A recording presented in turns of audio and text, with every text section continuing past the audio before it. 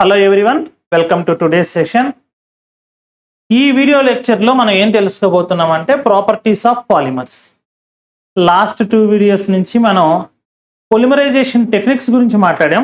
Suspension polymerisation technique అంటే ఏంటి, emulsion polymerisation technique అంటే ఏంటి అనే వాటి గురించి డిస్కస్ చేసామండి.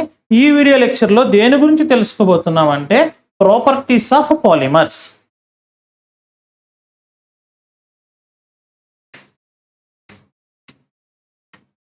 Properties of polymers. ప్రాపర్టీస్ మనకి 2 రకాలుగా డివైడ్ చేశారు. ఒకదాన్ని ఫిజికల్ ప్రాపర్టీస్ అని, రెండో దాన్ని మెకానికల్ ప్రాపర్టీస్ అని అంటారు. అయితే మీకు ఈ R20 రెగ్యులేషన్ సిలబస్లో మెకానికల్ ప్రాపర్టీస్ మాత్రమే ఉన్నాయండి, ఫిజికల్ ప్రాపర్టీస్ లేవు. అయితే ఏంటంటే 2-3 ఫిజికల్ ప్రాపర్టీస్ కూడా కలిపి మనం చెప్పుకున్నాం. అది జనరల్గా మనం చెప్పేటప్పుడు ఫిజికల్ ప్రాపర్టీస్ గురించి బాగా తెలిస్తే మనకి మెకానికల్ ప్రాపర్టీస్ బాగా అర్థం అవుతాయి. ఆ ఉద్దేశంతో నేను స్టార్ట్ చేస్తున్నానండి. సైడ్ హెడ్డింగ్ ఫిజికల్ ప్రాపర్టీస్, మీరు అందరూ కూడా రాసుకోవాలండి. ఫిజికల్ ప్రాపర్టీస్ అని అంటే ఏంటంటే వీటిల్లో మొట్టమొదటిగా ఎక్కడైనా కానీ ఫిజికల్ ప్రాపర్టీ అంటే మాట్లాడేటువంటి మాట ఏంటి అంటే, ఒకటోది physical state. Physical state. Suppose నేను 2 పాలిమర్ బ్లాక్స్ తీసుకున్నాను అనుకోండి. సపోజ్ ఇది ఒక పాలిమర్ బ్లాక్, అంటే పాలిమర్ తోటి ఒక మెటీరియల్ని ఇలా తయారు చేశాను. ఈ తయారు చేసిన మెటీరియల్లో ఇదంతా మధ్యలో గ్యాప్ లేదండి, టోటల్గా ఉన్నదంతా కూడా పాలిమర్. ఇలా నేను ఒక బ్లాక్ తీసుకున్నాను అనుకోండి.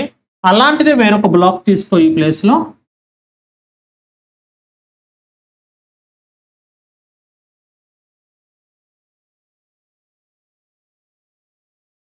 ఇలా నేను 2 బ్లాక్స్ తీసుకున్నాను. ఈ 2 బ్లాక్స్ తీసుకున్నప్పుడు ఫిజికల్ స్టేట్ రెండింటిది కూడా మనకి సాలిడ్ స్టేట్లోనే ఉంది అని అనుకోండి. అంటే ఈ 2 కూడా పాలిమర్సే, 2 సాలిడ్ స్టేటే.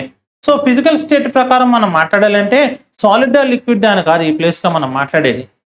దీని లోపల పొలిమెరిక్ చైన్స్ ఉంటాయి కదా, ఆ పొలిమెరిక్ చైన్స్ యొక్క అరేంజ్మెంట్ ఎలా ఉంది అంటే, ఉదాహరణకి నేను ఫస్ట్ తయారు చేసినటువంటి ఈ పాలిమర్లో కరెక్ట్గా ఆర్డర్డ్ నేచర్ తోటి, స్ట్రక్చర్ తోటి ఇలా ఒక full length chains perfect order తోటి ఒకేలాగా ఉన్నవి ఉన్నాయనుకోండి.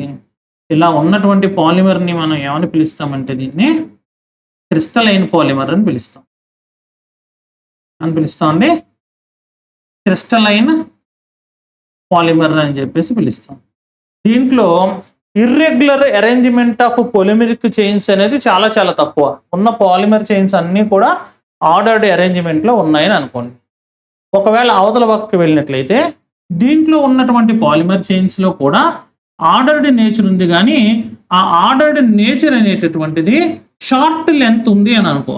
అంటే ఈ ప్లేస్లో ఈ డైరెక్షన్లో పాలిమర్స్ లోపల అరేంజ్ అయి ఉన్నాయి. ఇంకో చోట ఎక్కడన్నా చూస్తే ఇలా అరేంజ్ అయి ఉన్నాయి, ఈ ప్లేస్లో వేరే ఒక రకంగా అరేంజ్ అయి ఉన్నాయి అనుకోండి. అంటే ఆర్డర్డ్ నేచర్ లేదా అంటే ఉంది, కానీ ఆ డిగ్రీ ఆఫ్ ఆర్డర్డ్నెస్ అనేది చాలా చాలా తక్కువగా కనుక ఉన్నట్లయితే వాటిని అమార్ఫస్ పాలిమర్స్ అని చెప్పేసి అంటారు. సో వీటిని ఏమన్నారు, క్రిస్టలైన్ పాలిమర్స్ అని చెప్పేసి అన్నారు. వీటిని వచ్చేసరికి అమార్ఫస్ పాలిమర్స్ అని చెప్పేసి అన్నారు. These 2 are 2 different varieties of polymers. అర్థమైందండి. సో క్రిస్టలైన్ పాలిమర్స్ అయితే దీనికి ఉండేటటువంటి ప్రాపర్టీస్ ఏంటి, అమార్ఫస్ పాలిమర్స్ అయినట్లయితే దీనికి ఉండేటటువంటి ప్రాపర్టీస్ ఏంటి ఒకసారి చూద్దాం. క్రిస్టలైన్ దానిలోకి వచ్చినట్లయితే దీనికి స్ట్రెంగ్త్ ఎక్కువ ఉంటుంది. అంటే ఈ 2 పాలిమర్స్లో దేనికి స్ట్రెంగ్త్ ఎక్కువ ఉంటుంది అంటే ఖచ్చితంగా క్రిస్టలైన్ నేచర్ ఉన్నటువంటి దానికి స్ట్రెంగ్త్ ఎక్కువ ఉంటుంది. ఓకేనా అండి. అయితే ఇక్కడ ఒక విషయాన్ని మనం గమనించాలి. ఏమిటి అంటే no polymer is 100% crystalline and at the same time there is no polymer which is 100% amorphous. ఓకేనండి. మనం ఎప్పటికీ కూడా 100% క్రిస్టలైన్గా ఉండే పాలిమర్ని తయారు చేయలేం. జనరల్గా 85% లేదా 80% క్రిస్టలైన్గా ఉండేదాన్ని మాత్రమే మనం తయారు చేయగలుగుతాం. ఒక ఎగ్జాంపుల్ చెప్పుకోవాలి అన్నట్లయితే హెచ్డిపిఈ. హెచ్డిపిఈ అంటే హై డెన్సిటీ పాలీఎథిలీన్. ఈ హై డెన్సిటీ పాలీఎథిలీన్ నువ్వు తీసుకున్నా కూడా దీని యొక్క క్రిస్టలైన్ నేచర్ ఎంత ఉంటుందంటే 80 నుంచి 85% మాత్రమే ఉంటుంది. Is the clear? సో మనకి ఎప్పుడైనా మనకు స్ట్రాంగ్గా ప్లాస్టిక్ కావాలి అంటే మనం ఆ ప్లాస్టిక్ని ప్రిపేర్ చేసేటప్పుడు క్రిస్టలైన్ నేచర్ ఉండేలాగా ప్రిపేర్ చేసుకోవాలి. అంటే అందులోపల ఉన్నటువంటి ఆ పాలిమర్స్ అన్నీ కూడా ఒక ఆర్డర్డ్ అరేంజ్మెంట్లో ఉండేలాగా చూసుకోవాలి. Is the clear? తర్వాత సాల్యుబిలిటీ. నాకు తెలిసి ఇది అందరికీ తెలిసినటువంటిది. సాల్యుబిలిటీ అంటే ఏంటి? పాలిమర్స్ని కొన్ని రకాలైనటువంటి సాల్వెంట్స్లో వేస్తే ఆ సాల్వెంట్స్లో అవి కరిగిపోతాయి. కాబట్టి అలా కరిగిపోయేటటువంటి సాల్వెంట్స్లోకి పాలిమర్ని తీసుకువెళ్ళకూడదు. అర్థమైందా నేను చెప్పిన విషయం? పాలిమర్స్ని కొన్ని రకాల సాల్వెంట్స్లో పెడితే కొన్ని రకాల పాలిమర్స్ కొన్ని రకాల సాల్వెంట్స్ ఫిక్స్డ్గా ఉంటాయి. ఉదాహరణకి మనకు నైలాన్ 6,6 అని ఉంది. నైలాన్ 6,6 అనేటటువంటి ఒక పాలిమర్ ఉంది. ఈ పాలిమర్ని కనుక తీసుకువెళ్ళి ఎసిటిక్ యాసిడ్లో కనుక పెట్టినట్లయితే లేదా ఎసిటిక్ యాసిడ్ వచ్చి ఈ నైలాన్ 6,6 మీద కనుక పడినట్లయితే స్లోగా ఇది దానిలో సాల్వ్ అయిపోవటం స్టార్ట్ చేస్తుంది. ఎలా సాల్వ్ అయిపోతుంది అంటే సాల్యుబులైజ్ అయిపోతుంది. సాల్వ్ అవడం అంటే నా ఉద్దేశం దానిలోకి వెళ్ళి సొల్యూషన్ స్టేట్లోకి వెళ్ళిపోతుంది. స్లోగా ఆ తీసుకున్నటువంటి సొల్యూషను ఈ పాలిమర్ లోపలికి ప్రవేశించి పాలిమర్ అలా స్వెల్లింగ్ వచ్చేస్తుంది. స్వెల్లింగ్ వచ్చేసి పాలిమర్ యొక్క స్ట్రెంత్ కాస్త లాస్ అయిపోతాం మనం. ఒక చిన్న ఎగ్జాంపుల్ చెప్పాలి అంటే సపోజ్ మనం ఇలాంటి క్యారీ బ్యాగ్ కవర్స్ని చూస్తూ ఉంటాం కదమ్మా. ఈ క్యారీ బ్యాగ్స్ని మనం డే టు డే లైఫ్లో చాలాసార్లు యూస్ చేస్తూనే ఉంటాం. ఇలా తీసుకున్నటువంటి క్యారీ బ్యాగ్ని కనుక మనం చూసినట్లయితే ఈ క్యారీ బ్యాగ్ని దేంతో తయారు చేస్తారో మీకు తెలుసా అండి? మనం తినేటటువంటి ఆయిల్స్ ఉన్నాయి చూసారా, ఈ గ్రౌండ్ నట్ ఆయిల్ ఇవి ఉన్నాయి కదండి, వెజిటబుల్ ఆయిల్స్. ఆ వెజిటబుల్ ఆయిల్స్లోంచి దీన్ని తయారు చేస్తారు. అసలు యాక్చువల్గా దీన్ని తయారు చేయాలంటే మనకి ఏం కావాలి? ఎథిలిన్ మాలిక్యూల్స్ కావాలి లేదా ఈథిన్ మాలిక్యూల్స్ కావాలి. ఆ మాలిక్యూల్స్ని వాళ్ళు ఏం చేస్తారంటే ఆ ఆయిల్స్లోంచి ఎక్స్ట్రాక్ట్ చేస్తారు. ఎందుకు ఆయిల్స్లోంచి ఎక్స్ట్రాక్ట్ చేశారు? వేరెక్కడ దొరకవా? అవంటే మనం పెట్రోలియం ప్రొడక్ట్స్లో కూడా దొరుకుతాయి. భూమిలోంచి తీసేటటువంటి క్రూడ్ ఆయిల్లో కూడా మనకి ఎథిలిన్ మాలిక్యూల్స్ కావాలంటే బయటకు తీయచ్చు. కాకపోతే ఏంటంటే వాటిల్లో ఏమైనా టాక్సిక్ ఎలిమెంట్స్ ఉంటాయేమో, ఆ బొగ్గు అవన్నీ ఉంటాయి కదా, ఆయిల్ అంటే అవన్నీ ఉంటాయేమో. అప్పుడు ఈ కవర్ని తయారు చేసేటప్పుడు అవన్నీ దీంట్లోకి వస్తే ఒకవేళ మనం ఎప్పుడన్నా దీనిలో ఫుడ్ మెటీరియల్ కనుక తీసుకున్నట్లయితే ఆ ఫుడ్ మెటీరియల్ పాయిజన్ అయిపోతుందేమోనన్న భయంతో మనం ఏం చేస్తామంటే ఆల్రెడీ మనం తినేటటువంటి ఆయిల్స్ ఉన్నాయి కదండి, ఎడిబుల్ ఆయిల్స్, ఆ ఎడిబుల్ ఆయిల్స్ని తీసుకుని వాటి నుంచి కవర్స్ని మనం తయారు చేస్తాం. అందువల్ల మనకు ఆయిల్స్ యొక్క ఖరీదు పెరుగుతోంది. అంటే మనం అవి తినేటటువంటి పర్పస్ కంటే కూడా ఇలా కవర్లు తయారు చేయడానికి ఎక్కువగా యూజ్ చేస్తున్నాం. సో అది వేరే కేసు. ఇప్పుడు ఇలా మనం దీన్ని తయారు చేసాం కదా కవరు, మనకి ఏమవుతుందంటే ఒకసారి కొంతమంది తెలియక ఏం చేస్తారంటే మేము చూస్తుంటాం కదా స్టూడెంట్స్ని, వాళ్ళు లంచ్ క్యారియర్ తెచ్చుకున్నప్పుడు వాళ్ళ ఇంట్లో చిన్న చిన్న కవర్స్ తీసుకుని ఆ కవర్స్లో కొంచెం పచ్చడి వేసి వెలిగిస్తారు. పాపం వాళ్ళు ఇక్కడికి వచ్చేసరికి ఏముందంటే బ్యాగ్లో అది కాస్త పారిపోతా కనిపిస్తుంది. ఎందుకని అంటే నువ్వు దేన్ని తయారు చేస్తావు? దీన్ని, ఈ ప్లాస్టిక్ని, ఆయిల్స్ని తయారు చేస్తావు. నువ్వు పికిల్ ఏదైనా తీసుకున్నావు అనుకో, పికిల్లో ఏమేసి ఉంచుతావు? నువ్వు ఆయిల్ వేసి ఉంచుతావు. ఆయిల్లో మళ్ళీ ఉప్పు కారం అన్నీ ఉంటాయి గట్టిగా.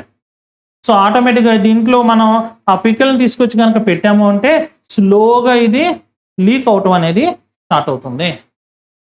కాబట్టి అటువంటి వాటిల్లో సహజంగా కరిగిపోతాయి. అది జనరల్ ప్రిన్సిపల్ అనమాట. ఇక్కడ మనం సాల్యుబిలిటీ గురించి మాట్లాడుకునేటప్పుడు ఒక స్టేట్మెంట్ మాట్లాడుకోవచ్చు. ఏంటంటే అది లైక్ డిజాల్వ్స్,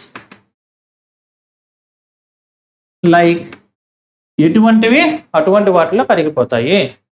ఇప్పుడు మనం ఇలా ఈ నైలాన్ 6,6 తీసుకున్నాం అనుకో, ఇది వెళ్ళిపోయి దేనిలో కరిగిపోతుందండి? ఎసిటిక్ యాసిడ్లో కరగటం స్టార్ట్ అవుతుంది, సాల్యుబుల్ అవటం మొదలు పెడుతుంది. ఎసిటిక్ యాసిడ్ అని ఎందుకు మాట్లాడుతున్నారు సార్? ఎసిటిక్ యాసిడ్ మనం ఎక్కడన్నా వాడతామంటే మన ఇళ్లలో ఎసిటిక్ యాసిడ్ చాలా బాగా వాడతామండి. మనకు తెలియదు అది ఎసిటిక్ యాసిడ్ మనం యూజ్ చేస్తున్నామని. వెనిగర్ అన్న పేరు విన్నారా కదా? ఈ సాసులు ఇవన్నీ చేసేటప్పుడు, నూడిల్స్ చేసేటప్పుడు ఇవన్నీ వేస్తుంటారు. కొంచెం వెనిగర్ కూడా వేసుకుంటుంటారు. ఏమైనా పచ్చళ్ళు పికిల్స్ కనుక తీసుకుంటే తొందరగా బూజు పట్టకుండా ఉండాలి అంటే దానిపైన కొంచెం వెనిగర్ వేయండి అని అంటూ ఉంటారు. ఇలా మనం వెనిగర్ యూస్ చేస్తుంటాం. అప్పుడు మన దగ్గర ఏదైనా నైలాన్ క్లాత్ ఉందనుకోండి, ఆ క్లాత్ మీద కనుక ఆ వెనిగర్ పడితే మెల్లగా నైలాన్ క్లాత్ అనేది తినేస్తుంది, హోల్ పడిపోతుంది అనమాట ఆ ప్లేస్లో. ఎందుకంటే due to solubility. So solubility is also one of the good physical property. అంటే మనం ఎప్పుడైనా ఒక పాలిమర్ని తయారు చేసి మార్కెట్లోకి రిలీజ్ చేసేటప్పుడు దాని యొక్క కండిషన్స్ని మనం చెప్పాల్సి ఉంటుంది. ఇది పలానా దాంతో వాడకండి, ఇది పలానా దాంతో చేయకండి అని చెప్పేసి మనం చెప్పాల్సి ఉంటుంది. Is that clear? దీని తర్వాత diffusion.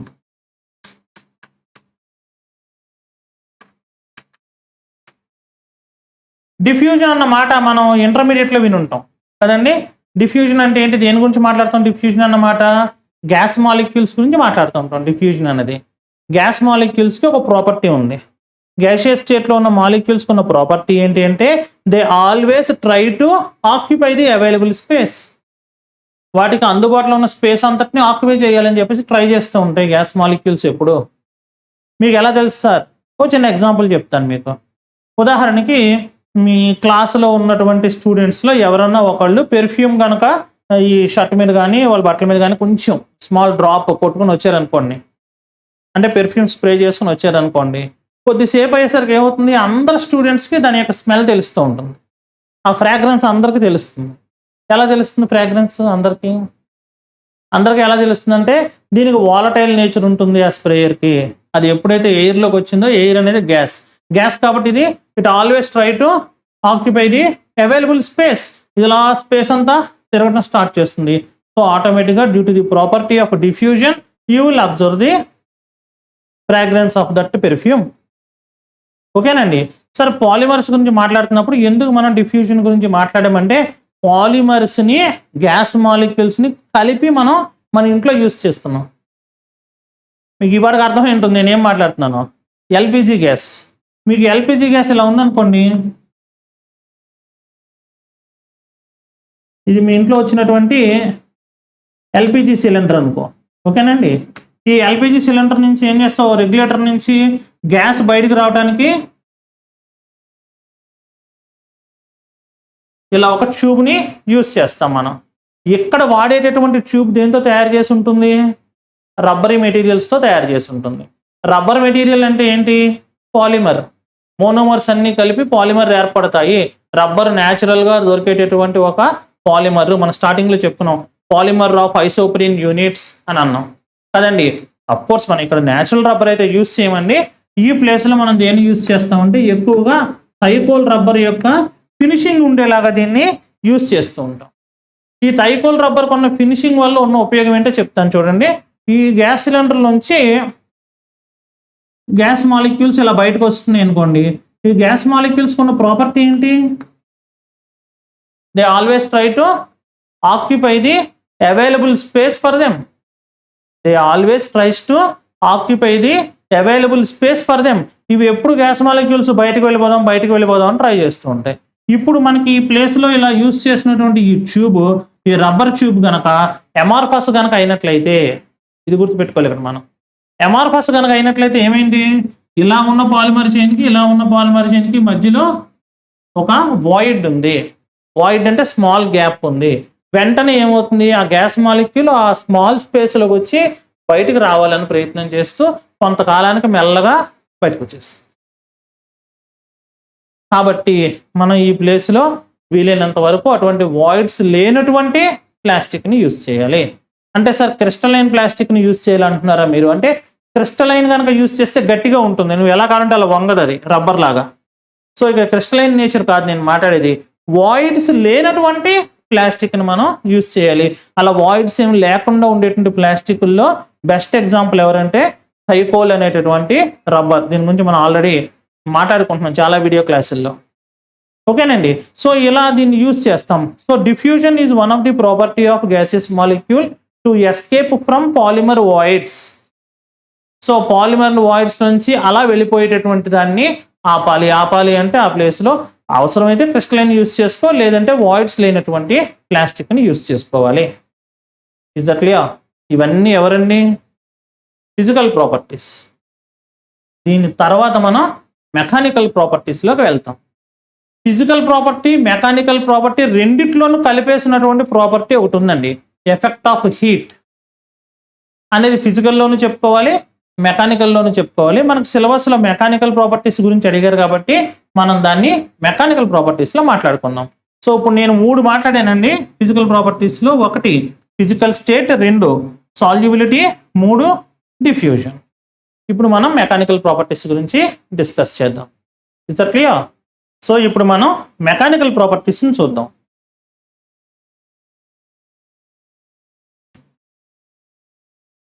Mechanical properties. Mechanical properties అంటే ఏంటంటే ఏదైనా ప్లాస్టిక్ అండర్ స్ట్రెస్ లేదా అండర్ లోడ్ ఉన్నప్పుడు దాని ప్రాపర్టీస్ ఎలా ఉన్నాయని చెక్ చేయడాన్ని మనం మెకానికల్ ప్రాపర్టీస్ అని అంటాం. Studying of properties of plastics which are under stress or load. Sir రాస్తాను.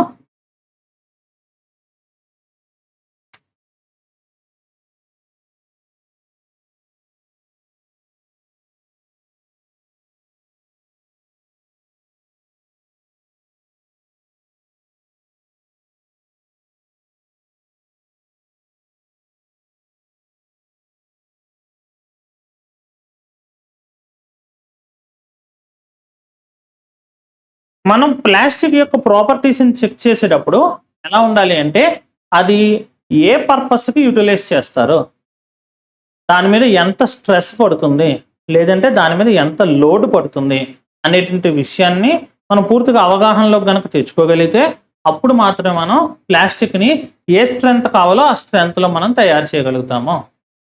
Is that clear? ఒక స్మాల్ ఎగ్జాంపుల్ తీసుకుంటానండి. ఎగ్జాంపుల్ ఏంటంటే సపోజ్ నాకు ఒక ప్రాజెక్ట్ ఇచ్చారు. ఆ ప్రాజెక్ట్ ఏంటంటే ఇలా ఒక రిఫ్రిజిరేటర్ స్టాండ్ని తయారు చేయమన్నారు. మన ఇళ్లలో వాడే రిఫ్రిజిరేటర్ ఉంది కదండి, దానికి ఒక స్టాండ్ని తయారు చేయండి, ఆ స్టాండ్ ప్లాస్టిక్తో తయారు చేయండి అని నన్ను అడిగారు అనుకోండి. నేను వెంటనే వాళ్ళని అడుగుతాను, మీ రిఫ్రిజిరేటర్ యొక్క వెయిట్ ఎంత ఉంటుంది? మరి ఎంత వెయిట్ మోయాలో నాకు తెలియాలిగా. ఎంత వెయిట్ ఉంటుంది అంటే వాళ్ళు ఇస్తారు, మాకు డైమెన్షన్స్ ఇస్తారనమాట. ఏదో 150 kg నుంచి 200 kg వెయిట్ ఉంటుందండి విత్ లోడ్ అని అన్నారు. అన్నప్పుడు ఫ్రిడ్జ్ని ఎలా తీసుకొచ్చి దీని మీద సిట్టింగ్ ఇస్తారు పొజిషన్. అదేంటి ఫ్రిడ్జ్ని ఎలా సిట్టింగ్ ఇస్తారు ఏంటి అని అనుకోవద్దు. ఫ్రిడ్జ్ సిట్టింగ్ 2 రకాలుగా ఉంటుంది. రిఫ్రిజిరేటర్ సిట్టింగ్లో ఈ బ్యాక్ సైడ్ ఏమో ఫ్రిడ్జ్ నార్మల్గా ఇలా ఆనుకుంటుంది, ఫ్రంట్ స్క్రూస్ ఉంటాయి.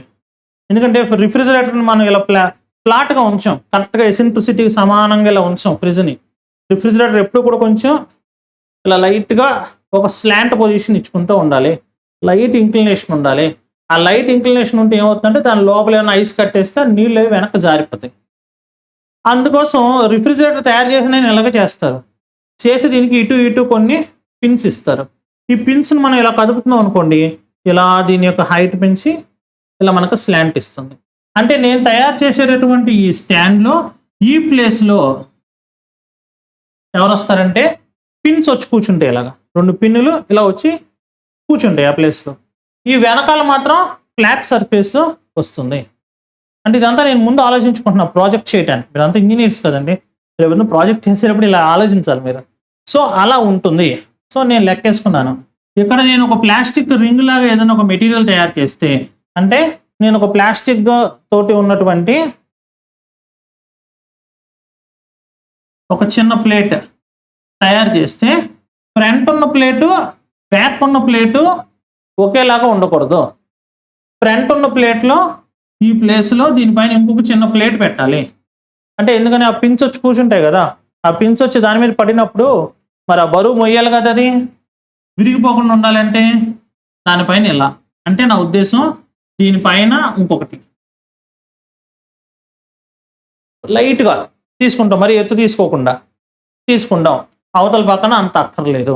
అలా నేను రెడీ పెట్టుకున్నాను. ఆ స్ట్రెస్ పడినప్పుడు, అంటే ఆ లోడ్ పడితే ఏమవుతుందండి, ఆ స్ట్రెస్ మనం దానికి ఇచ్చినప్పుడు ఎన్ని రకాల స్ట్రెస్లు దాని మీద ఇస్తున్నాం. అదే నేను చెప్పిన విషయం, ఎన్ని రకాలైనటువంటి స్ట్రెస్సెస్ ఉన్నాయనేది మనకు తెలియాలి. సో స్ట్రెంగ్త్ ఆఫ్ ప్లాస్టిక్ అనేటటువంటిది మెకానికల్ ప్రాపర్టీలో ఫస్ట్ చెప్పుకునేటటువంటి ప్రాపర్టీ ఏంటండి అది? స్ట్రెంగ్త్. స్ట్రెంగ్త్ అంటే load bearing capacity of plastic. Plastic యొక్క లోడ్ బేరింగ్ కెపాసిటీని మనం స్ట్రెంగ్త్ అని చెప్పేసి మాట్లాడతాం. ఎన్ని రకాల స్ట్రెస్లు వస్తాయి? స్ట్రెస్ అంటే దానిపైన మనం ఒత్తిడి ఎన్ని రకాలుగా మనం కలిగించవచ్చు. స్ట్రెస్ ఏ ప్లాస్టిక్ అయినా కూడా అనేక రకాలుగా కలిగించేది ఉంటుంది. సపోజ్ ఈ ప్లాస్టిక్ తీసుకున్నాను నేను, ఇది ప్లాస్టిక్ స్కేల్. దీనికి స్ట్రెస్ గురించి చెప్పండి, దీని మీద పడే లోడ్స్ గురించి మాట్లాడండి అని అన్నారు అనుకోండి, ఈ ప్లాస్టిక్ స్కేల్ని ఎన్ని రకాలుగా మనం స్ట్రెస్కి లోన్ చేయొచ్చో చూపిస్తాను చూడండి.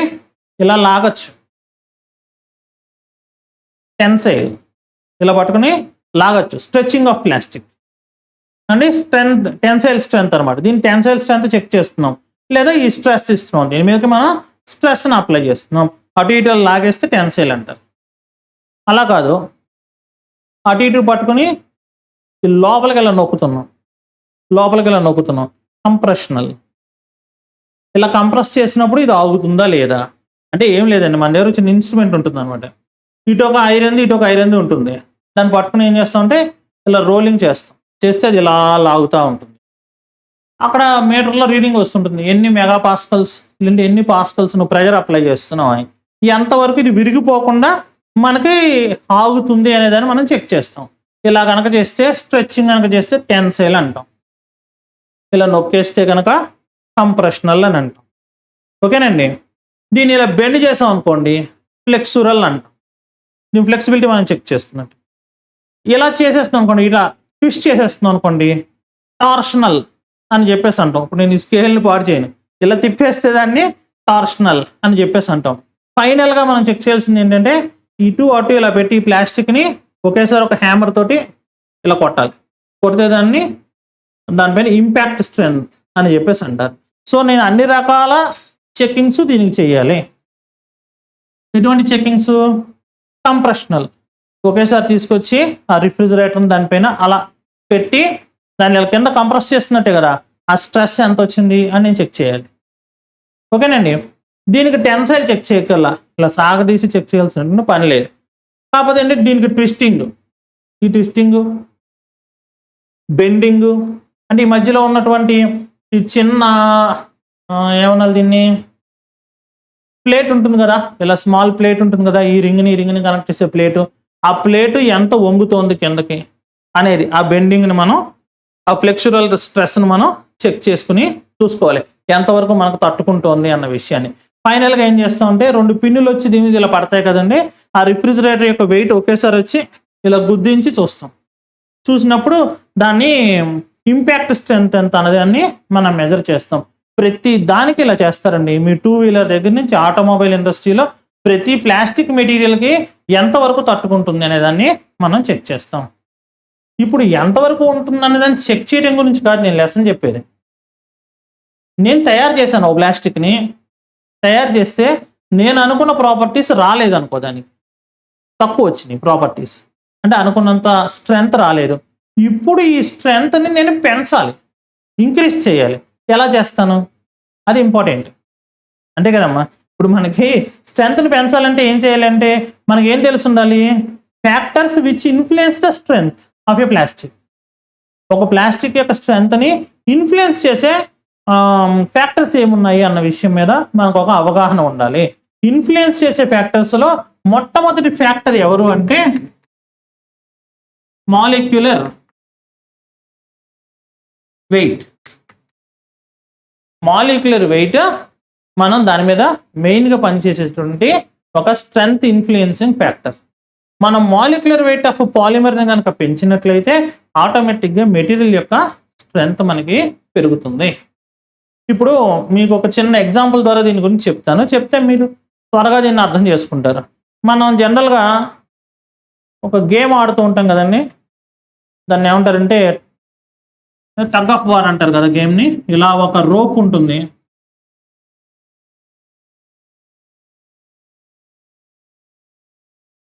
ఇది మన దగ్గర ఉన్న రోప్ అనుకో. ఈ రోప్ని ఏం చేశానంటే నేను ఒక మిషన్కి కట్టేశానండి. ఒకవైపు మనుషులు లేరు, ఏముంది అంటే ఒక మిషన్ని నేను ఇటువైపు కట్టేశాను, దీనికి ఇక్కడ రోలర్స్ ఉన్నాయి, దీన్ని అవతల పక్కకి మీరు లాగాలి. ఓకేనండి. లాగాలి అనేసరికి ఏం చేశారంటే దీన్ని లాగటానికి ఎక్కువ బలం కావాలి కాబట్టి ఇక్కడ నేనేం చేశానంటే ఇక్కడ లాగేటటువంటి మనుషుల్ని ఏర్పాటు చేశాను. ఎవరు అంటే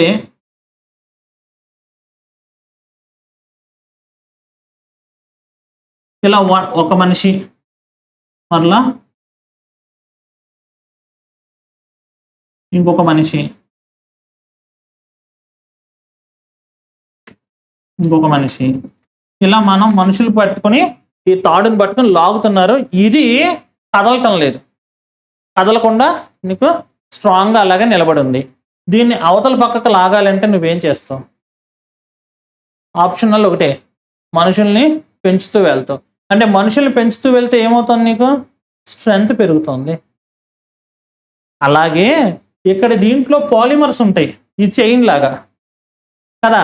ఆ పాలిమర్స్ యొక్క లెంత్ను మనం పెంచుకుంటూ వెళ్ళినట్లయితే, అంటే ఇక్కడ నేను మనుషులు పెంచాను, ఈ రోప్ ఎక్కువ లేదనుకో ఎలా? అప్పుడు అందరూ ఏం చేస్తారు? రోపుని ఇక్కడ చిన్న నాట్ వేసి ఇంకో రోపుని కట్టి ఇంకో తాడుని కట్టి ఇంకా మనుషుల్ని ఇలా దీనికి పెంచుకుంటూ వెళ్ళిపోతారు. వీళ్ళందరూ మనుషులు అని అనుకో కాసేపు.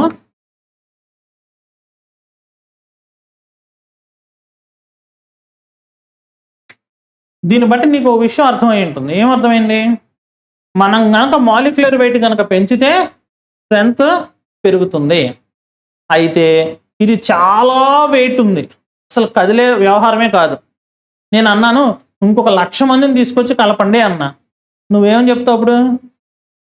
మీరు ఎంతమంది తెచ్చినా మాస్టరు, ఈ తాడుకి కూడా ఒక కెపాసిటీ ఉంటుంది. ఆ తాడు మన మనుషులు పెంచినంత మాత్రాన కాదు, ఒకనొక టైం వచ్చిన తర్వాత ఇక్కడ ఇచ్చినటువంటి ఆ రోపు కూడా ఏమవుతుందంటే తట్టుకోలేక తెగిపోతుంది. అంటే ఏంటంటే నువ్వు మాలిక్యులర్ వెయిట్ పెంచుకుంటూ వెళ్ళిపోతూ ఉంటే ప్లాస్టిక్ ఇన్ఫైనైట్ స్ట్రెంగ్త్ ఏం రాదు, కొంత స్ట్రెంగ్త్ ప్లాస్టిక్ రేజ్ అవుద్ది, రేజ్ అయ్యి ఇంకా ఆ వాల్యూ నీకు కాన్స్టెంట్గా ఉండిపోతుంది. సో మాలిక్యులర్ వెయిట్ యొక్క ఎఫెక్ట్ ఎలా ఉంటుంది ఒక గ్రాఫ్కి అని నిన్ను అన్నారనుకోండి ఎవరన్నా, ఇలా గ్రాఫ్ గీయచ్చు. ఎలా? ఇది స్ట్రెంగ్త్ అయితే, ఇది స్ట్రెంగ్త్ అయితే, ఇది మాలిక్యులర్ వెయిట్ అయితే, మాలిక్యులర్ వెయిట్ పెంచుతూ ఉంటే స్ట్రెంగ్త్ పెరుగుతూ వెళ్ళి కానొక ప్లేస్లో అలాగా కాన్స్టెంట్ వాల్యూ వచ్చేస్తుంది. సో ఆ కాన్స్టెంట్ వాల్యూ వచ్చిన తర్వాత నువ్వు ఇంక ఎంత మాలిక్యులర్ వెయిట్ పెంచు, ఇంకా దాంట్లో చేంజ్ ఏం రాదు, దాని యొక్క స్ట్రెంగ్త్ అంతే. ఓకేనా అండి? ఇప్పుడు మనకి దీన్ని మనం మార్చాలంటే ఏం చేయాలంటే ఇక్కడ కట్టినటువంటి రోప్ని మార్చుకోవాలి, వేరే ఇంకా స్ట్రెంగ్త్ ఉన్న మెటీరియల్ వాడుకోవాలి. అలాగే మోనోమర్స్ని డైరెక్ట్గా మనం మార్చుకోవాల్సి ఉంటుంది. Is that clear? సో దీనికి ఒక చిన్న ఫార్ములా ఉంటుందండి. మాలిక్యులర్ వెయిట్ క్యాలిక్యులేట్ చేయడానికి ఒక స్మాల్ ఫార్ములాని మనం వేస్తాము, దానిలో టెన్సైల్ స్ట్రెంగ్త్ క్యాలిక్యులేట్ చేస్తాం. ఇక్కడ సిగ్మా అంటే టెన్సైల్ స్ట్రెంగ్త్. ఈ టెన్సైల్ స్ట్రెంగ్త్ని క్యాలిక్యులేట్ చేసేటప్పుడు దీన్ని సిగ్మా ఇన్ఫినిటీ మైనస్ a/m అని రాస్తాం. ఇందులో సిగ్మా ఇన్ఫినిటీ అంటే ఏంటంటే మ్యాక్సిమం టెన్సైల్ స్ట్రెంగ్త్ అనేది దీంట్లో క్యాలిక్యులేట్ చేసి వేస్తాం. హై మాలిక్యులర్ వెయిట్కి ఏ అనేది ఒక కాన్స్టెంట్, ఎం అనేటటువంటిది molecular weight of the polymer.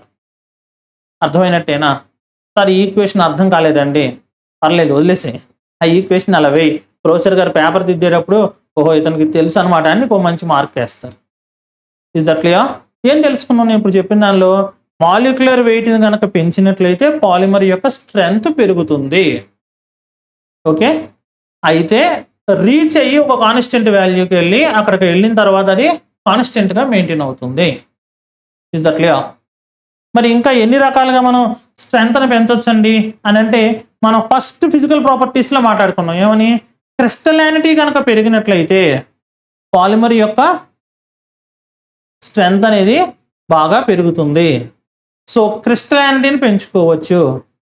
2, polymer chains మధ్యలో క్రాస్ లింకింగ్ని పెంచవచ్చు, అంటే ఆ బ్రాంచింగ్ని పెంచవచ్చు. అలా పెంచినా కూడా పాలిమర్ యొక్క స్ట్రెంగ్త్ మనకి పెరుగుతుంది. క్రిస్టలానిటీ పెంచినా పెరుగుతుంది, క్రాస్ లింకింగ్ని పెంచినా కూడా దాని యొక్క స్ట్రెంగ్త్ మనకి ఇంక్రీజ్ అవుతుంది. అర్థమైనట్టేనండి? సో ఇలా మనం స్ట్రెంగ్త్ అనేటువంటి ఒక మాట గురించి ఈ మెకానికల్ ప్రాపర్టీస్లో మనం మాట్లాడుకోవచ్చు. Is that clear? దీని తర్వాత వేరొక చిన్న పాయింట్ ఉందండి, దాన్ని టఫ్నెస్ అని అంటారు. ఒకసారి చూద్దాం అదేంటో. ఇప్పుడు మనం టఫ్నెస్ గురించి తెలుసుకుందాం. టఫ్నెస్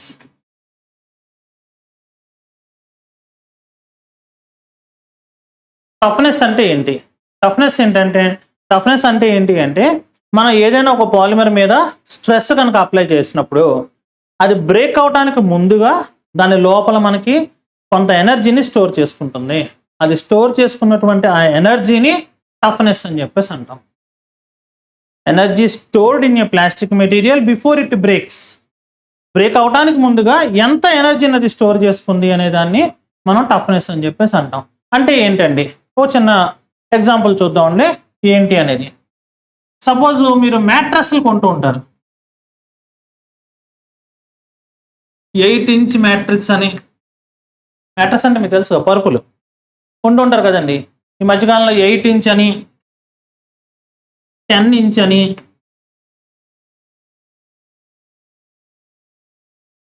ఇలా ఉన్నాయి కదండి పరుపులు మనకు తీసుకునేటప్పుడు. మళ్ళీ ఇందులో కూడా చాలా ఉన్నాయి. ఆర్థోపెడిక్ వాళ్ళకి ఒకటి, మామూలు వాళ్ళకి ఒకటి, అలాగే మెమరీ ఫోమ్ ఒకటి, ఇదేంటి ఏదో రబ్బర్తో చేసినటువంటివి, దాని ఒకటి లేటెక్స్ పరుపులు, లేటెక్స్తో చేసినటువంటివి, మనకు అనేక రకాలన్నీ ఉన్నాయి. స్ప్రింగ్ పరుపులు అని ఇలా ఉన్నాయి కదండి. నేను ప్లాస్టిక్ గురించి మాట్లాడుతున్నాను కాబట్టి కేవలం నేను ఈ మెమరీ ఫోమ్ గురించి దాని గురించి మాట్లాడుతాను. మెమరీ ఫోమ్ అంటే పాలియూరిథేన్ మెటీరియల్, దాని గురించి మాట్లాడుతున్నాను నేను. మనం ఆల్రెడీ ఒక క్లాస్లో మాట్లాడుతున్నాం దీని గురించి. ఇప్పుడు ఎందుకండి ఇక్కడ వీళ్ళు 8 ఇంచ్ 10 ఇంచ్ అని మనం మెజర్ చేస్తాం? ఎందుకని అంటే దీని మీద ఎవరన్నా మనిషి ఇలా ఎక్కి కూర్చున్నారు అనుకోండి, ఈ పరుపు అలా స్ట్రెస్ పడేసరికి ఏమవుతుందండి, ఇలా కిందకు వెళ్తుంది. కిందకు వెళ్తుంది అన్నమాట ఓకే, కానీ అది ఇలా కిందకు వెళ్ళేటప్పుడు ఎలా వెళ్తుందండి, ఇలా ఉన్నది కాస్త ఇలా బెండ్ అవుద్ది. బెండ్ అయినప్పుడు ఏమవుతుంది, దీని లోపల నువ్వు ఇచ్చినటువంటి ఆ స్ట్రెస్ అంతా కూడా రివర్స్ కొట్టాలి అని చెప్పేసి ఒక ఎనర్జీని స్టోర్ చేసుకుంటుంది. అది బాగా స్టోర్ చేసుకుంది అనుకో, నువ్వు ఇలా ఎక్కువ కూర్చోగానే ఇలా వైబ్రేట్ అవి అలా విత్ స్టాండ్ అవుతుంది. నువ్వు ఎన్నిసార్లు వాడు ఇలా దిగుతుంది, మళ్ళీ లేవంగానే ఒరిజినల్ స్టేట్కి వచ్చేస్తుంది. 10 ఇయర్స్ అయినా 20 ఇయర్స్ అయినా అలాగే ఉంటుంది. అలా ఉండేటటువంటి ప్లాస్టిక్ని, ప్లాస్టిక్ అంటే రబ్బర్ కూడా ప్లాస్టిక్ కదా, అలా ఉండేటటువంటి ప్లాస్టిక్ని టఫ్ ప్లాస్టిక్ అని అంటారు. అలా కాకుండా మనం కూర్చోగానే ఇలా లోపలికి వెళ్ళిపోయి అది ఏ ఎనర్జీని స్టోర్ చేసుకోవాలి అంటే దానిలో ఎక్కడ రెసిలెన్స్ లేదు, లోపల ఎనర్జీని తీసుకుని స్టోర్ చేసుకోలేదు. స్టోర్ చేసుకోకుండా ఉండేసరికి ఏమిటంటే అలా కిందకు వంగిపోతుంది. 4-5 సార్లు నువ్వు కూర్చుని లేచేసరికి అది అలాగా షేప్ ఇలా బెండ్ అయిపోయి వస్తుంది. ఓకేనా నేను అన్నది? దీన్ని మనకి టఫ్నెస్ ద్వారా మనం మెజర్ చేస్తాము. That means energy stored in a plastic before it breaks. Break అయిపోవడానికి ముందుగా, అంటే ఇక్కడ బ్రేక్ అయ్యేదాకా మనం వాడలేదు అనుకోండి, బ్రేక్ అయిపోవడానికి ముందుగా ఎంత ఎనర్జీని స్టోర్ చేసుకుంది అన్న విషయాన్ని మనం ఇందులో అబ్జర్వ్ చేస్తాం. ఆ ఎనర్జీ ఎక్కువ స్టోర్ చేసుకోలేకపోతుంటే ఇంచెస్ని పెంచుతారు. అర్థమైందండి? అంటే అక్కడ ఉన్న మనుషులు కొనుక్కునేటప్పుడు ఏం చేస్తారు, కొంచెం సన్నగా ఉన్న వ్యక్తులు అనుకోండి 8 ఇంచ్ తీసుకుంటారు, కొంచెం హెవీ వెయిట్ ఉన్నారు అనుకోండి 10 ఇంచ్ తీసుకుంటారు. అలా వాడుతూ ఉంటారు అనమాట. దీనికి కూడా మనకు ఒక చిన్న గ్రాఫ్ ద్వారా మెజర్ చేస్తారండి. ఈ గ్రాఫ్ ఏంటంటే ఇది స్ట్రెయిన్ తీసుకుంటే, ఇది స్ట్రెస్ అని తీసుకుంటే ఇలా వస్తుందండి. ఈ ప్లేస్లో మనకి బ్రేక్ పాయింట్ అని అనుకుంటే కనుక ఈ గ్రాఫ్లో వచ్చినటువంటి ఈ లోపల ఉన్నటువంటి ఈ ఏరియా ఏదైతే ఉందో ఈ ఏరియా మొత్తాన్ని మనం టఫ్నెస్ని మెజర్ చేయడానికి క్వాంటిటీ కింద తీసుకుంటాము. Is that clear? అర్థమైందండి? దీని తర్వాత ఉన్నటువంటిది డక్టిలిటీ లేదా ఎలాంగేషన్.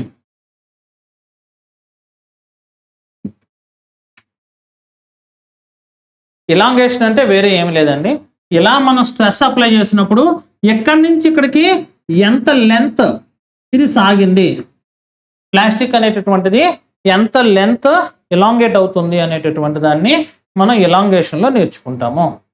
ఎందుకు దీని గురించి మనం నేర్చుకోవాలి అంటే స్ట్రెస్ పడినప్పుడు అది ఎంతవరకు కిందకు దిగుతుంది అన్నప్పుడు ఎంతవరకు ఇలా సాగే గుణం దాని లోపలికి ఉంది అనే దాన్ని మెజర్ చేసేటటువంటిది డక్టిలిటీ లేదంటే ఇలాంగేషన్. అంటే ఇప్పుడు నేను ఇలా మీకు ఒక మ్యాట్రస్ చెప్పాను, మ్యాట్రస్ అని చెప్పినప్పుడు ఇలా లోపలికి వంగుతుంది అని అన్నాను కదా కదా, ఎంత వెళ్తుంది?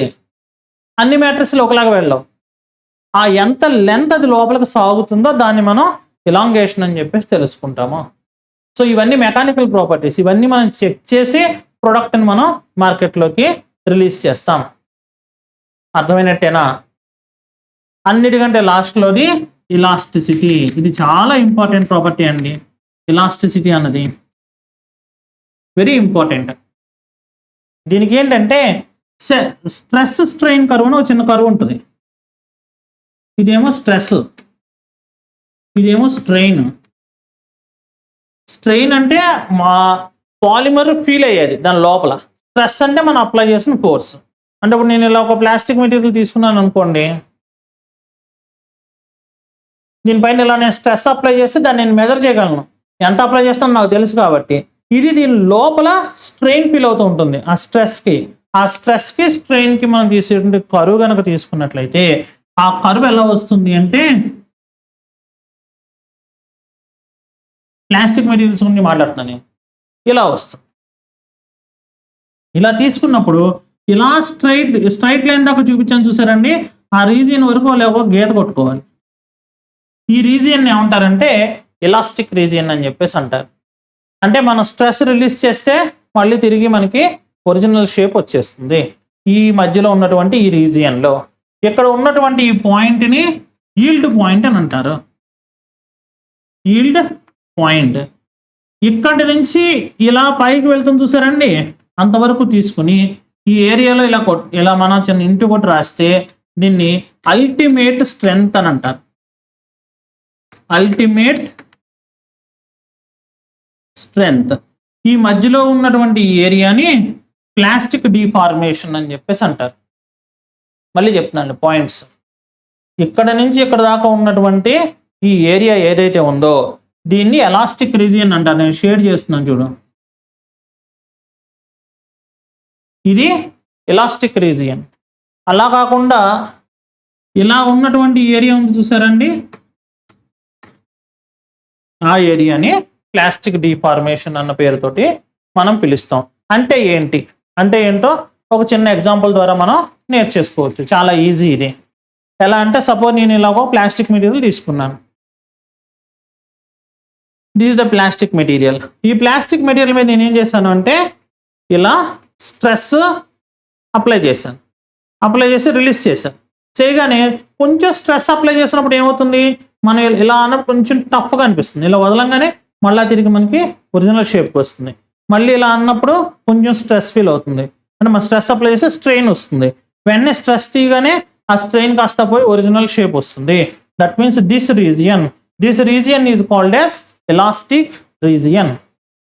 ఈ రీజియన్ని ఏమని పిలుస్తామమ్మా, elastic region. Elastic region is the place or it is the region where if you release the stress on your plastic, it will again gain its original shape. Stress ను కనుక రిలీజ్ చేసినట్లయితే అది ఒరిజినల్ షేప్ ను మళ్ళీ తిరిగి పొందగలుగుతుంది. అలా కనుక వచ్చినట్లయితే that region is called as elastic region. అర్థమైందండి అందరికీ? సో అలా కాకుండా మనం ఈ ప్లాస్టిక్ మెటీరియల్ని తీసుకుని దీనిపైన ఇలా స్ట్రెస్ అప్లై చేస్తున్నాం. అప్లై చేసేటప్పుడు కొంచెం ఎక్కువగా అప్లై చేశా, ఇలా సాగుతుంది. సాగినప్పుడు ఇలా వదిలేసాను అనుకోండి, మళ్ళా తిరిగి ఒరిజినల్ షేప్కి రాదు. అథవా నేను చెప్పిన విషయం. ఇప్పుడు మనం దీని మీద ఇలా స్ట్రెస్ అప్లై చేసినట్లయితే ఇది దీని యొక్క షేప్ని డీఫామ్ చేసుకుంటుంది. ఒక ఫామ్లో ఉన్నటువంటి ఈ షేప్ కాస్త డీఫామ్ అవుతుంది.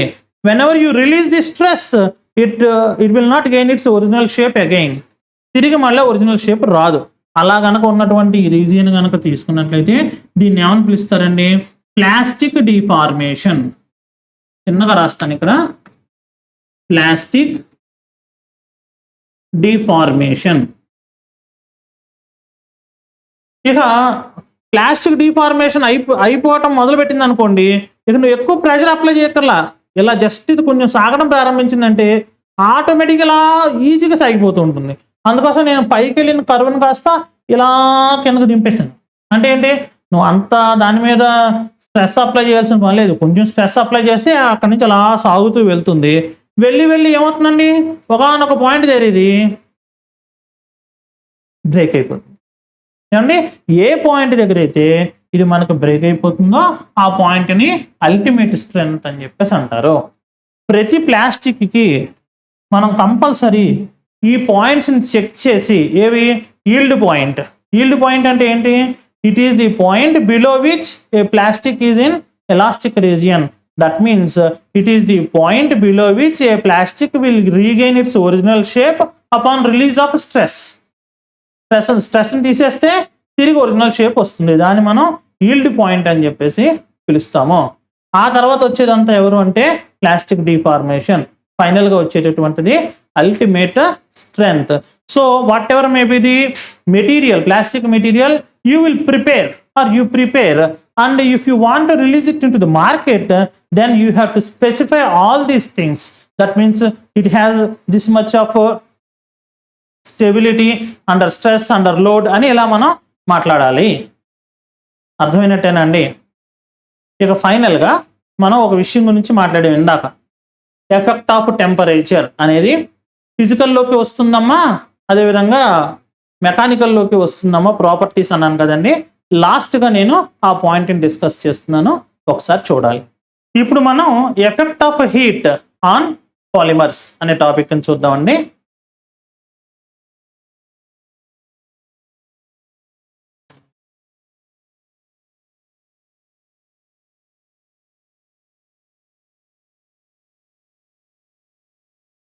పాలిమర్స్ మనకి నేర్చుకున్నవి ఏంటంటే రెండు రకాలండి.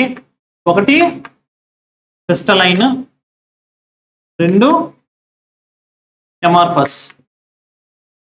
టెంపరేచర్ గురించి మాట్లాడేటప్పుడు రెండు రకాలు మాట్లాడాలి. టెంపరేచర్ తగ్గించేస్తే ఏంటి, టెంపరేచర్ పెంచితే ఏంటి. ఓకేనా, టెంపరేచర్కి రెండు డైమెన్షన్స్ ఉన్నాయి కదా, తగ్గించవచ్చు పెంచవచ్చు. తగ్గించేస్తే ఉండేటువంటి మ్యాటర్ గురించి నేను ప్రస్తుతం మాట్లాడతాను, తర్వాత పెంచే దాని గురించి మాట్లాడదాం. ఏమంటే ఎప్పుడైనా ఒక ప్లాస్టిక్ మెటీరియల్ మనం తయారు చేసి ఆ ప్లాస్టిక్ మెటీరియల్ని యూటిలైజ్ చేయడం కనుక అబ్జర్వ్ చేసినట్లయితే, టెంపరేచర్ని కనుక తగ్గిస్తూ ఉన్నట్లయితే ఆ ప్లాస్టిక్ మెటీరియల్స్ ఒకనొక టెంపరేచర్ కంటే లోపలికి వెళ్ళేసరికి గ్లాసీగా మారిపోతాయి. అంటే ఒక గ్లాస్ లైక్ మెటీరియల్ లాగా మారిపోతాయి బిలో సర్టెన్ టెంపరేచర్స్. అప్పుడు వాటికి ఇంపాక్ట్ స్ట్రెంత్ ఉండదు. దానిపైన మనం ఇలా ఇంపాక్ట్ స్ట్రెంత్ కనుక ఇచ్చినట్లయితే గ్లాస్ ఎలా పగిలిపోతుందో అలా ప్లాస్టిక్ మెటీరియల్స్ పగిలిపోతాయి. అర్థమైందండి. నేను చిన్న ఎగ్జాంపుల్ చెప్తే మీరు బాగా ఈజీగా విషయాన్ని పట్టుకుంటారు. ఇప్పుడు బాగా శీతల ప్రదేశాల్లోకి వెళ్ళినట్లయితే, ఈ కాశ్మీరు, ఊటీ, కొడైకెనాల్ ఇలాంటి ప్రాంతాల్లోకి కనుక వెళ్ళినట్లయితే, లేదా ఇప్పుడు ప్రస్తుతానికి మనం వెళ్ళకపోతే ఈ సినిమాల్లోనూ వాటిల్లోనూ మనం చూసినట్లయితే ఆ ప్రాంతాల్లో అందరూ కూడా చెక్క వస్తువులను వాడతారు. మీరు గమనించారంటే ఎక్కడ ప్లాస్టిక్ ఉండదు. చెక్క కుర్చీలు, చెక్క బల్లలు, నేపాల్లోను అక్కడ ఇక్కడ చూసినా కూడా అంతా చెక్క అదే తీసుకెళ్ళి వాడుతూ ఉంటారు. ఎందుకు చెక్క వాడతారు వాళ్ళు, ఎందుకు ప్లాస్టిక్ వాడరు అంటే ప్లాస్టిక్ మెటీరియల్కి ఒక ప్రాపర్టీ ఉంది. ఇప్పుడు మనం చూస్తున్న ఈ ప్లాస్టిక్ మెటీరియల్ ఏదైతే ఉందో, ఈ ప్లాస్టిక్ మెటీరియల్ అనేటటువంటిది ఈ టెంపరేచర్ దగ్గర ఇలా ఉంది. దీని టెంపరేచర్ కనుక చాలా లో టెంపరేచర్ కనుక తీసుకుని వెళ్ళిపోతే దీనికి ఇంపాక్ట్ స్ట్రెంత్ అనేది తగ్గిపోతుంది. అంటే దీనిపైన ఏదైనా ఇలా స్ట్రెంత్, హ్యామరింగ్ టైప్ స్ట్రెంత్ పడితే ఇప్పుడు ఇది భరిస్తుంది. అదే నువ్వు దీని టెంపరేచర్ని బాగా చల్లబరిచేసినట్లయితే దీనిపైన మనం ఇలా స్ట్రెస్ ఇస్తే ఇది వెంటనే పగిలిపోతుంది గ్లాస్ లాగా. అలా ఏ టెంపరేచర్ లోపల అయితే ప్లాస్టిక్స్ గ్లాసీగా మారిపోతూ ఉంటాయో ఆ టెంపరేచర్ని గ్లాస్ ట్రాన్సిషన్ టెంపరేచర్ అని చెప్పేసి అంటారు. The temperature below which plastic materials will become glassy are called glass transition temperature. అది బాగా గుర్తుపెట్టుకోవాలండి. 1 మార్క్ పెట్టి చాలాసార్లు అడిగారండి. ఏంటంటే temperature below which a plastic material will become glassy is called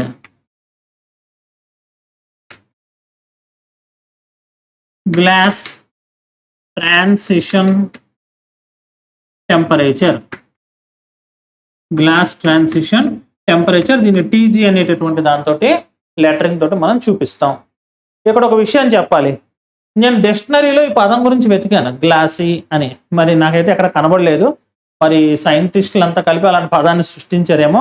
meaning ఏంటంటే becomes like and shows properties like glass. అన్ని text బుక్స్లో మరి అలాగే రాస్తుందా, నేను అలా రాస్తున్నా నేను. సో ఆ టెంపరేచర్ని గ్లాస్ ట్రాన్సిషన్ టెంపరేచర్ అని చెప్పేసి అంటారు. ఇప్పుడు ఏదైనా ఒక పాలిమర్ని గ్లాస్ ట్రాన్సిషన్ టెంపరేచర్ నుంచి టెంపరేచర్ కనుక మనం పెంచుతూ తీసుకెళ్తూ ఉన్నట్లయితే ఆ ప్లాస్టిక్ మెటీరియల్ దానికి ఉన్నటువంటి క్రిస్టలైన్ నేచర్ని బట్టి లేదా అమార్ఫస్ నేచర్ని బట్టి డిఫరెంట్ టైప్స్లో బిహేవ్ చేస్తుంది. అంటే ఉదాహరణకి నేను ఒక క్రిస్టలైన్ పాలిమర్ తీసుకున్నాను.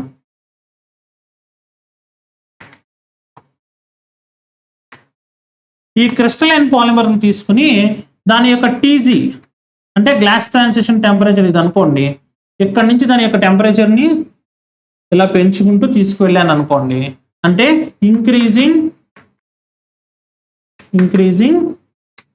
టెంపరేచర్. ఏ డైరెక్షన్లో చేస్తున్నాం, ఆ డైరెక్షన్లో టెంపరేచర్ ఇంక్రీజ్ చేస్తూ తీసుకువెళ్తూ ఉంటే ఫస్ట్ ఈ ప్లాస్టిక్ ఏమవుతుంది అంటే కొంతవరకు ఫ్లెక్సిబుల్ ప్లాస్టిక్ అవుతుంది. ఫ్లెక్సిబుల్ ప్లాస్టిక్గా మారుతుంది. ఒకనొక టెంపరేచర్ తర్వాత ఇది సొల్యూషన్ అయిపోతుంది. అలా కాకుండా మనం అమార్ఫస్ ప్లాస్టిక్ని తీసుకున్నాం అనుకోండి, దానికి కూడా గ్లాస్ ట్రాన్సిషన్ టెంపరేచర్ ఉంటుంది. ఇది గ్లాస్ ట్రాన్సిషన్ టెంపరేచర్ టీజీ అయితే కనుక దాని యొక్క టెంపరేచర్ని మనం పెంచుతూ కనుక తీసుకువెళ్ళినట్లయితే, అంటే నేను దీని యొక్క టెంపరేచర్ని ఇలా పెంచుతూ తీసుకువెళ్ళాను, ఇది కూడా ఇంక్రీజింగ్ టెంపరేచర్. ఒకనొక టెంపరేచర్ వరకు ఏమవుతుంది అంటే గ్లాస్ ట్రాన్సిషన్ టెంపరేచర్ మార్చినప్పుడు దీన్ని ఇది రబ్బరీ మెటీరియల్ అవుతుంది. ఆ తర్వాత ఇది కూడా సొల్యూషన్ అయిపోతుంది. రబ్బరీ లైక్ మెటీరియల్ అంటే దానికి ఎడిహెసివ్ ప్రాపర్టీస్ వస్తాయి, అతుక్కునేటటువంటి గుణాలు దానికి వస్తాయి. నా ప్రాపర్టీని మనం ఈ కెమిస్ట్రీ భాషలో పిలవాలి అంటే టెనాసిటీ అంటారు.